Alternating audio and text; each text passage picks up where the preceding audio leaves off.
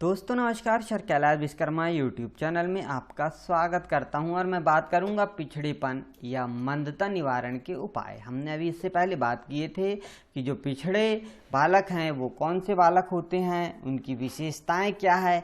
आज इस वीडियो में हम आपको बताएंगे मंदता के निवारण के उपाय या पिछड़ेपन को हम दूर कैसे कर सकते हैं, इसके उपाय के बारे में। दोस्तों यदि आप पहली बार हमारे चैनल पर आए हैं तो हमारे चैनल को सब्सक्राइब करें, लाइक करें, शेयर करें, जिससे अधिक से अधिक प्रतियोगिता परीक्षा तैयारी करने वाले विद्यार्थियों को इसका फ़ायदा मिल सके। हम बात करते हैं आज पिछड़ेपन या मंदता निवारण के उपाय। जो शैक्षणिक पिछड़ेपन या शैक्षणिक मंदता के लिए कोई एक कारण नहीं है। हम ऐसा नहीं कह सकते कि कोई एक कारण होगा, इसके पीछे विभिन्न कारण शामिल हो सकते हैं और उन कारणों के रूप में उत्तरदायी भी हो सकते हैं। तो शैक्षणिक मंदता या शैक्षिक मंदता के जो कारण होंगे, तो पहला देखते हैं हम बालकों के शारीरिक दोषों और रोगों का उपचार। जो बालक है उसके शारीरिक दोष क्या हैं, उसके रोग क्या हैं, उनका उपचार क्या होगा, इस विषय में हम यहाँ पे बात करेंगे।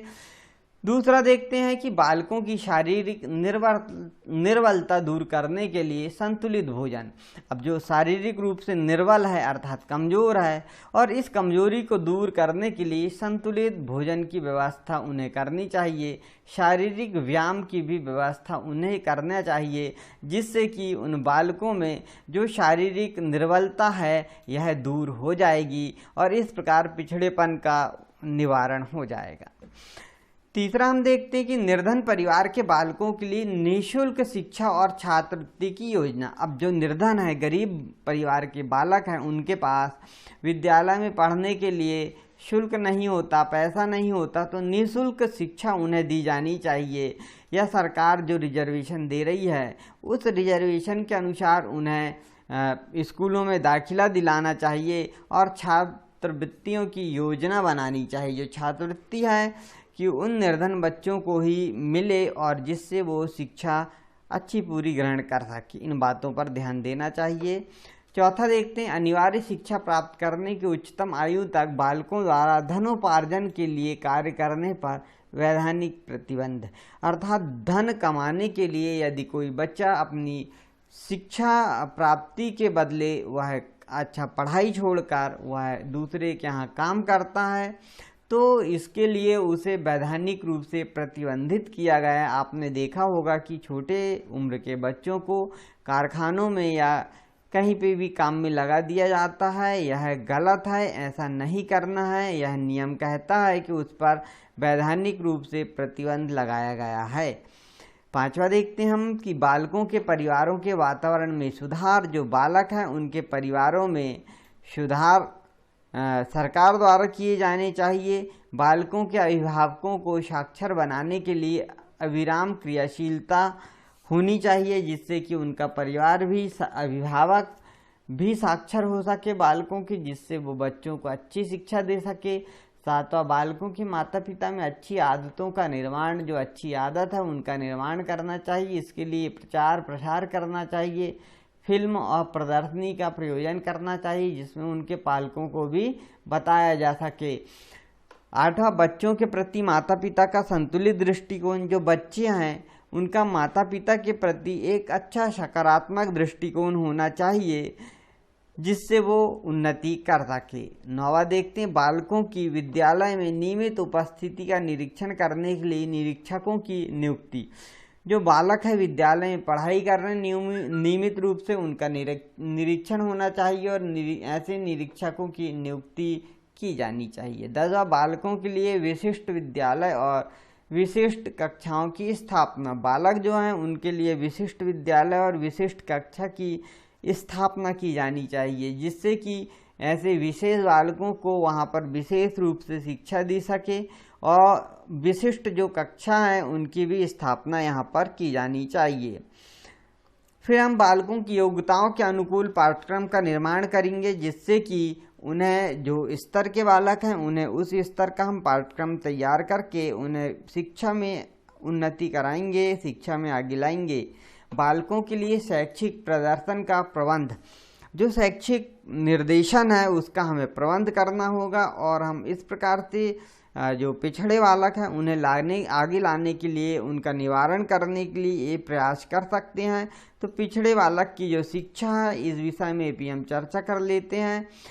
जो स्टेंस के शब्दों में आजकल पिछड़ेपन के क्षेत्र में किया जाने वाला अधिकांश अनुसंधान यह सिद्ध करता है कि उचित ध्यान दिए जाने पर पिछड़े बालक शिक्षा में प्रगति कर सकते हैं। यदि जो पिछड़े बालक हैं उन्हें थोड़ी सहायता दी जाए तो वो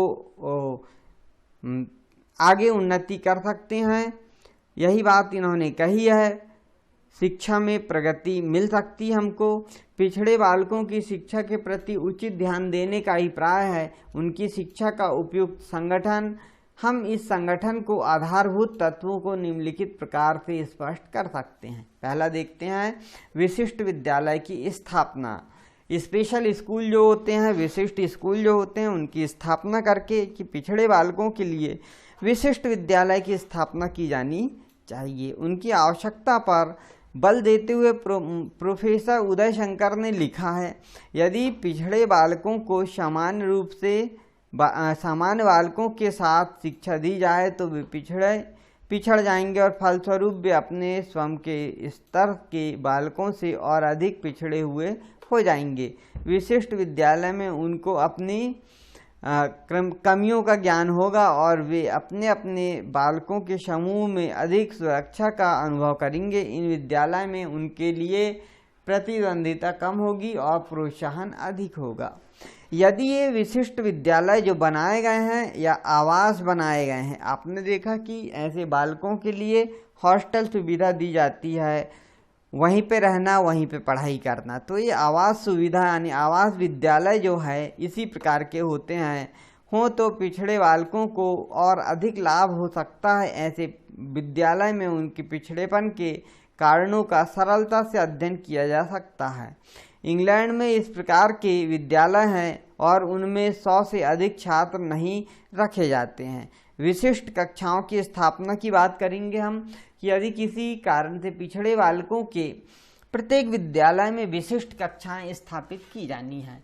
इन कक्षाओं के संबंध में स्टोन्स के 3 सुझाव आए हमारे पास। पहला, इन कक्षाओं में 20 से अधिक छात्र नहीं होने चाहिए। दूसरा, ये कक्षाएं भिन्न भिन्न विषय की होनी चाहिए, जैसा टाइम टेबल होता वैसा, और इनमें उन विषय में पिछड़े हुए विद्यालय के सब छात्रों को शिक्षा दी जानी चाहिए। जिन विद्यालय में इस प्रकार की कक्षाओं के लिए पर्याप्त स्थान नहीं है उनमें 1 या 2 कक्षाओं को चलाने की व्यवस्था अवश्य होनी चाहिए। इस कक्षा या इन 2 कक्षाओं में विद्यालय के सब पिछड़े हुए छात्रों को व्यक्तिगत रूप से शिक्षा दी जानी चाहिए।